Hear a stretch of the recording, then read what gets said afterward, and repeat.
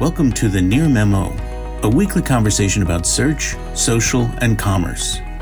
What happened, why it matters, and the implications for local. But let's move on to our third and final item, which is what the heck should Google be doing with SGE, the AI snapshot, and local? We're seeing the evolution. Well, the corollary question is, what should we be doing with it as well? Yes, SEOs yes. We're seeing the evolution of it, obviously, and we're tracking some of that, and a lot of people are tracking it. You know, the appearance of the crazy kind of manic carousel of 20 businesses, and the appearance most recently by what Glenn Gabe has dubbed SGE Lite, which is a kind of very modified version of SGE. I haven't seen it in the wild, but it's sort of less obviously the AI snapshot.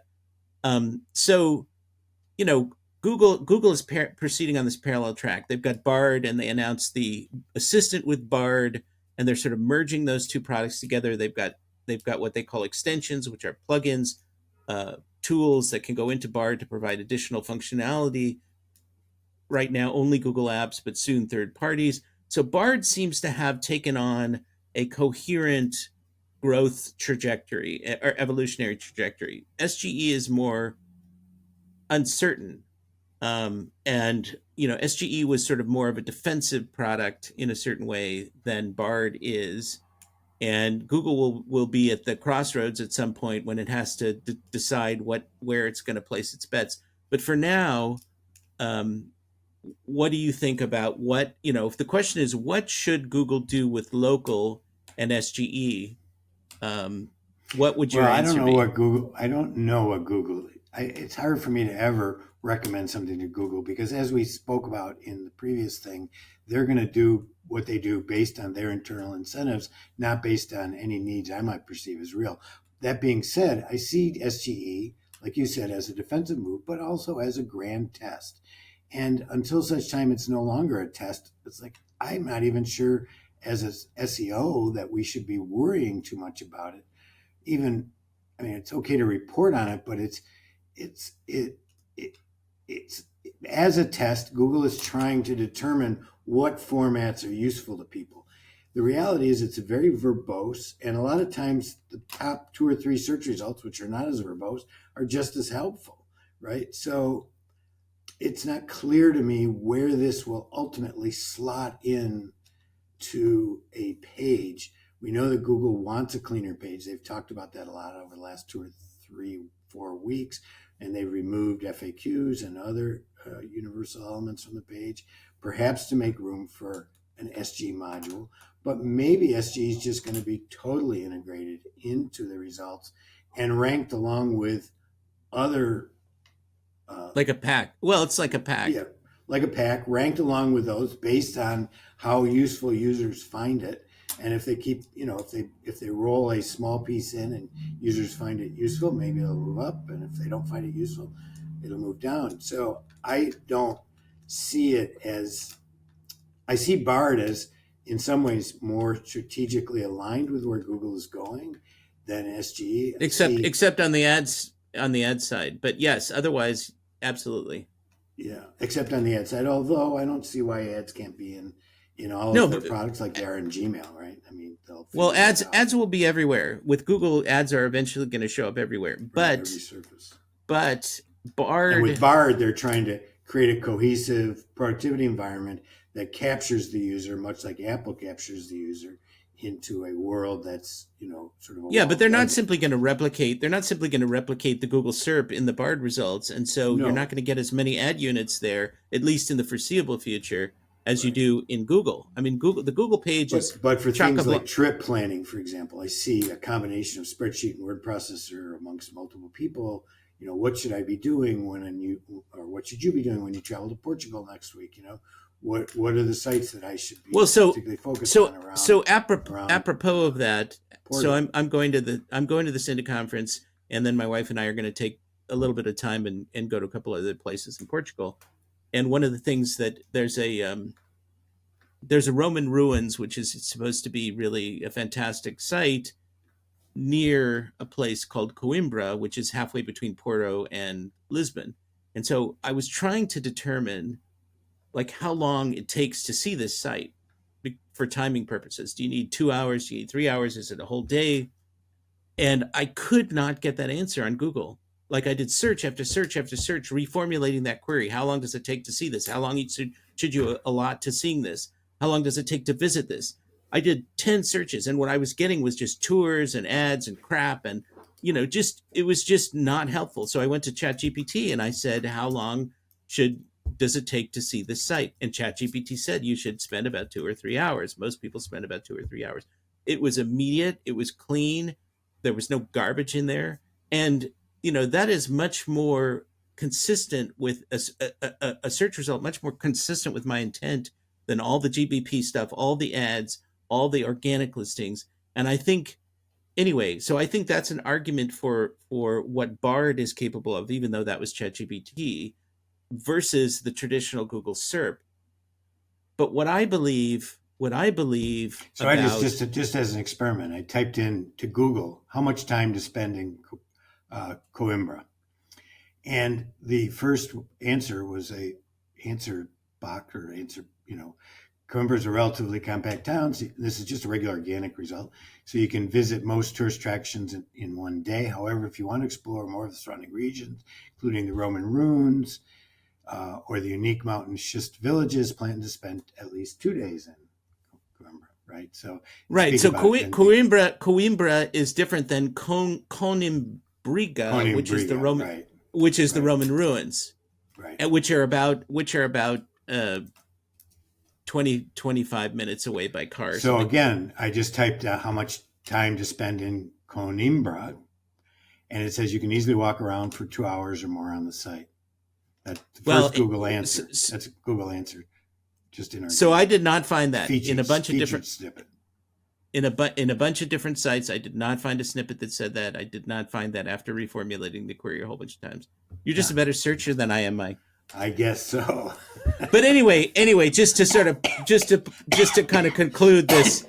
It just points out to me that AI in that context isn't going to be wasn't more helpful than the actual search result I saw with this featured Yeah, but the snippet, search right? result did the snippet didn't show up for me at all. Yeah, that's Well, so interesting. so so I think what this AI snapshot, assuming that they continue with that, can do, the SGE area, is it could be a more elaborate version of what you're getting on in the pack, right? I Right. mean, it could be a showcase for the what Google should do is have a different algorithm that reflects the actual best businesses in those categories, right? Not just,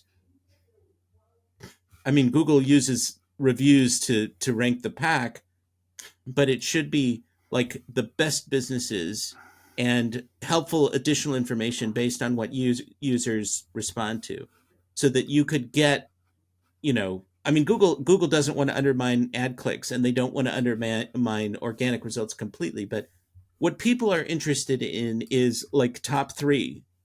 I'm not interested in 10. Show me three choices, bike shops, HVAC, plumbers, favorite hotels, whatever the category is.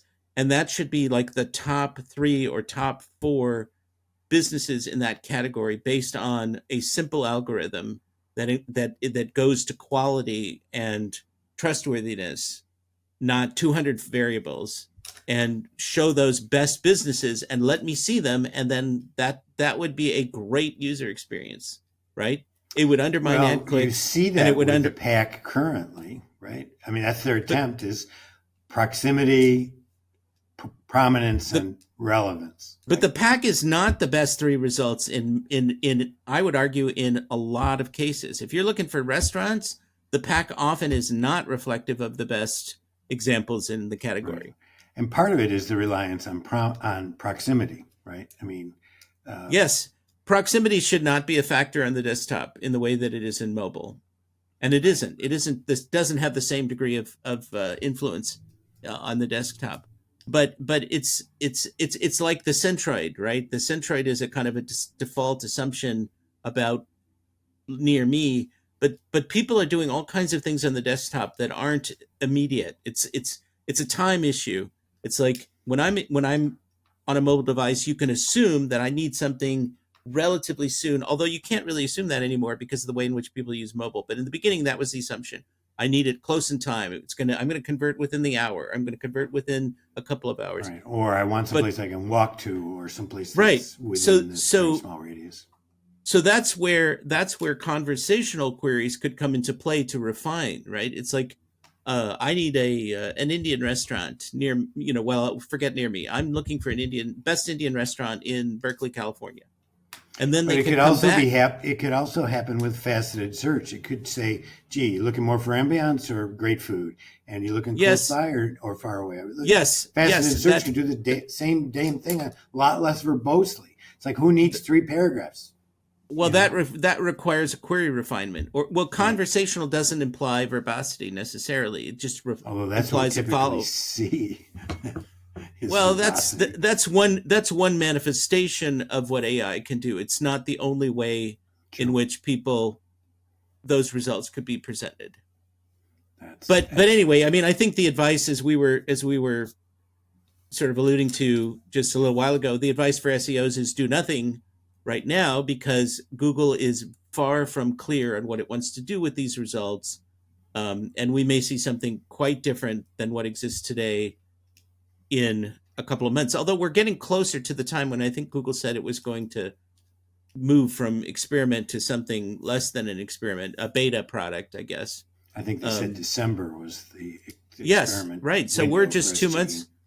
We're essentially 2 months away from that. I mean, 2.5 months away from that. So um, it'll be interesting to see come January what shows up Right. in that spot.